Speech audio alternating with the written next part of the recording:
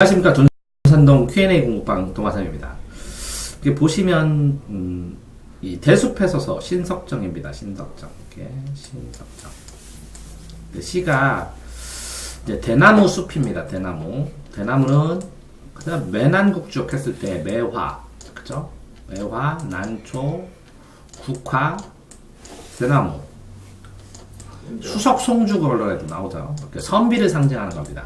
그러니까 선비의 지조, 뭐 이런 매난국 쪽에서 대나무는 겨울을 상징하고요. 선비. 이 대나무는요, 속이 비어 있으니까 욕심이 없고 마디가 있으니까 뭔가 참아낼 줄 알고 고드니까 강직하다, 이런 것들을 나타내 주는 건데요. 이제 대숲으로 간다, 대나무 숲으로 간다, 대나무 숲으로 간다, 대나무 숲으로 간다. 이걸 갖다 AABA 구조라고 그래요. 이렇게 통사 구조가, 이렇게 문장 구조가 이렇게 되어 있다고. 한사코, 일부러, 성근은 빽빽한의 반대예요. 한사코, 성근, 대나무숲. 만약에 대나무숲이 빽빽하다고 쳐봐요. 그럼 거기 들어갈 수 있어요? 못 들어간다는 거죠. 그죠? 그 다음에 이렇게 대나무처럼 지조 있는 사람이 많을 것 같아요? 그러니까 성근이라고 쓴 것 같아요. 내 생각에는. 그래서 자기는 선비들의 세계, 선비들의 세상, 선비들 축 안에, 선비들의 세계 안에 속하고 싶다라는 걸로 표현하고 싶은 것 같아요. 그러니까 짜욱한 밤안개에 밤안개가 있죠. 근데 벌레 소리가 젖어서 흘러가. 그러니까 소리가 밤안개에 젖어서 흘러가니까 이 청각이 뭘로 됐어요? 젖어 흐르는 시각적인 모양으로 보이죠. 이해됐어요? 거기다가 벌레 소리에 푸른 달빛이 소리에 푸른 색깔이 배어 흐르니까 또 뭐라고요? 소리도 흐를 수 있고 색깔도 흐를 수 있죠. 그러니까 달빛이 푸르스름한 느낌이 벌레 소리가 꼭 푸르스름한 생각처럼, 그쵸? 그러니까 시각이 청각으로 또 변했죠. 오, 신기하네요. 그죠? 그러니까 자악한 안개에 소리가 흐르고, 그러니까 시각이 청각으로도 되기도 하고, 뭐라고요? 청각이 시각으로도 하기도 하고, 감각의 변이 현상이 일어나죠. 공감각이라고 할 수도 있겠네요. 그죠? 자, 대숲은 좋더라. 그러니까 요거는 뭐라고요? 요 대숲의 풍경이란 거겠죠. 그런데 여기서 보면 암울한 시대 상황으로 한 이유는 짜욱한, 잘 안 보이는 이런 뜻 때문에 그런 것 같고, 푸른 달빛, 벌레 소리에 푸른 달빛이 배어 흐르고, 그러니까 이건 이제 역사적으로 해석을 하면 암울한 시대 상황이라고 볼 수는 있겠죠. 그죠? 근데 그렇게까지 뭐 보지 않아도 되지만, 암울한 시대 상황이라고 봤을 때 이 대나무의 가치는 훨씬 더 커지죠.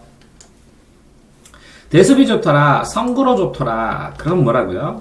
이 성그러가 제가 아까 그렇게 말씀드렸죠. 대나무처럼 이렇게 꼿꼿한 선비들이 많으면 뭐 그렇지 않은데, 많지 않지만 그래도 좋더라. 누군가 있으니까. 그런데 한사코 이렇게 또 강조했죠.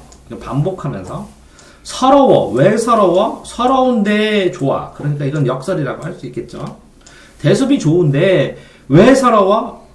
지조, 선비. 지조 있는 선비들은 서러울 수 있는 거예요. 왜 그러냐면, 사람들이 뭐라고요? 이 지조를 가지고, 이 대세에서 알랑방구 끼고, 아부하는 사람들이 볼 때는, 이 대나무들한테 뭐, 그딴 식으로 살 필요가 있어. 뭐, 이런 식으로 얘기를 하니까, 어떤 서러운 마음이 들지만, 그렇지만 뭐라고요? 나는 지조 있는 마음 자세가 더 좋더라. 이렇게. 이제 꽃가루가 날리듯 지급법인데, 흔근하게 푹 젖어드는 달빛에, 그러면 꽃가루가 달빛인데 꽃가루가 날리듯 한 거네요? 그러면 뿌옇게 이 달빛을, 시각을 더 명확하게 표현한 거네요. 그죠? 기적 없이, 느낌 없이, 소리 없이 서서, 아무 말 없이, 기척 없이, 아무 소리 없이 서서, 나도 대나무 같이 지급법, 살고 싶어라 하는 소망을 나타내주는 거죠.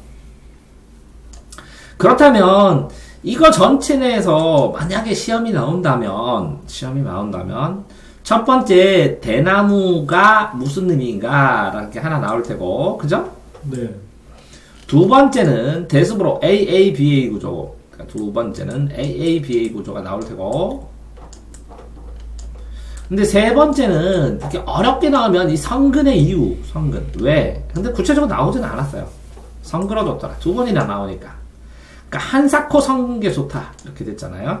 네. 근데 저는 그렇게 생각을 해요. 왜? 이렇게 빡빡한 대나무가 아니라, 누구나 할 수 없는 그 선비의 지조를 표현하고 그 사람들이 많지 않고, 지금 대세는 뭐라고요? 이렇게 암울한 시대 상황. 그죠? 그럼 푸른 달빛이 이게 뭐라고요? 푸른 달빛이? 이게 이상향 이런 건 아니라는 거죠, 이제? 네. 그러니까 자욱한 밤안개로 잘 안 보인다는 것이죠. 안 보이는 상황에서 뭐는 보인다고요? 벌레 소리. 소리 때문에 세상이 보인다는 거죠. 네. 달빛도 있고 밤안개도 있는데 다 혼동처럼 섞여 있는데 소리는 들린다는 거죠. 그러면 이 벌레 소리가 현재를 인식시켜주는 대상이 될 수 있다는 거고, 그런 상황에서 어쨌든 대습이 좋더라 또 반복했죠. 그럼 좋더라도 또 반복됐죠. 네. 그러면 여기는 A, B에 대해서 A, B, A인데 여기에서 요 성글어가 그죠? 조금 변형돼서 요거에서 변조로 들어갔죠. 그러니까 이제 이 시 자체 내에서 성근은 굉장히 큰 의미가 있는 것 같아요. 어쨌든 꽃가리 난리듯 듣도 가치도 직유법인데, 젖어드는 흥근히 젖어드는 달빛에 꽃가루 날리듯 직유법이죠. 그러면 달빛을 뭐라고요? 이걸 더 구체화시켜서 시각화시켰죠. 그러면 기적 없이 소리 없이 서서, 그러면 요 소리 없이 서 있으니까 어떤 거는 더 부각돼요? 벌레 소리는 부각되죠. 자, 그러니까 전체적으로 이렇게 상상해 보시면 되죠. 대숲 안에 내가 서 있는데 성그러 많이 있지는 않아. 빈약하지만 여기에 조용히 서서 아주 캄캄해. 아무것도 안 보이는데 희미한 달빛이 있고 자욱한 밤안개도 있고 잘 안 보여. 푸른 달빛이 있어서 이게 이상적일 수도 있겠지만 다 섞여 있어. 혼동스럽게.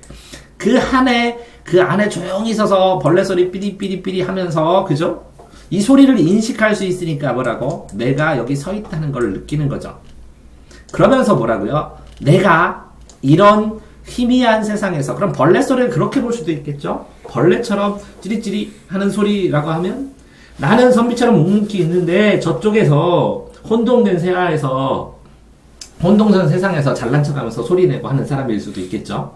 이 대숲 전체가 그 선비가 살아야 될 나라라고 상상한다면, 그러니까 그렇게 본다면 벌레 소리를 부정적으로 봐야 되겠죠? 근데 어쨌든 이 벌레 소리를 보면서 나 스스로 대나무처럼 꼿꼿하게 살겠다, 그런 내용이 있는 것 같아요. 자, 그런데 여기는 간다. 보시면 간다니까 현재죠? 네. 요거는 배경이죠? 현재 배경. 요거는 뭐라고요? 대숲이 한사코 서러워 좋더라. 그러면 이거는 과거라고 썼어요. 근데 좋더라 하는데 과거인지 아닌지 알 방법은 잘 없어요. 그런데 여기서 보면 나도 대같이 살고 싶다죠, 미래. 네. 정말 이전에는 이렇게 좋았고 그러고 미래에는 이렇게 살고 싶다. 그죠? 네. 그러면 요게 현재죠. 이렇게 현재 배어 흐르는데 대숲으로 가고 싶다. 왜? 그 전에 원인. 이게 원인이죠, 원인. 이렇게 대습이 좋아서 결과 현재 뭐라고요? 이렇게 대습으로 갔고 다시 이 원인이 돼서 결과 나는 이렇게 미래에도 살고 싶다. 이렇게 되면 시간을 나눌 수가 있겠죠? 이해되셨나요? 그래서 신석정의 대숲에 서서입니다. 그럼 대나무를 제재로 한 이유가 뭐죠? 자주 나와서. 그 조선시대를 이어서 일제시대에 선비의 기상, 선비의 느낌, 지조, 이런 것들을 가지는 게 필요하고, 그죠? 그런 선비의 기상들이 줄어가기 때문에 성그럽다. 그죠? 성그럽지만, 그죠? 사람들은 회피하고, 사람들은 그 선비의 지조를 잃어가지만, 그렇지만 나는 여전히 여기가 좋다. 말을 안 하더라도, 이런 느낌으로 해석하시면 될 것 같습니다. 네, 수고하셨습니다.